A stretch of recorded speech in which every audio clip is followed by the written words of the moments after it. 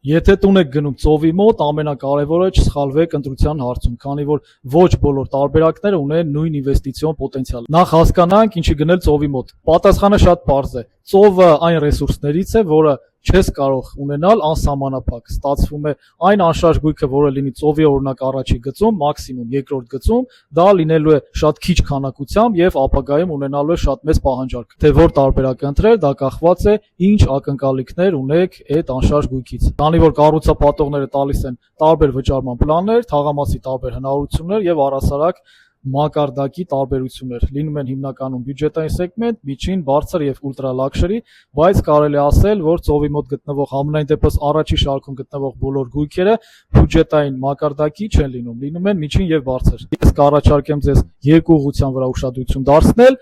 Առաջինը դա Maritime City-ն է, գտնվում է այստեղ, եւ երկրորդը Dubai Islands։ Իհարկե Dubai Islands իր հնարավորություններով ավելի մեծ է, քանի որ այնտեղ դեռ շատ նախագծեր մենք պետք է ստանանք։ Dubai Maritime City-ն ավելի փոքր կղզի է։ Այստեղ կարող եք գնել մոտավոր 500-600 $600, դա ասեմ, որ Դուբայում միջին սեգմենտի անշարժ գույք է։ Օրինակ, եթե գնանք ավելի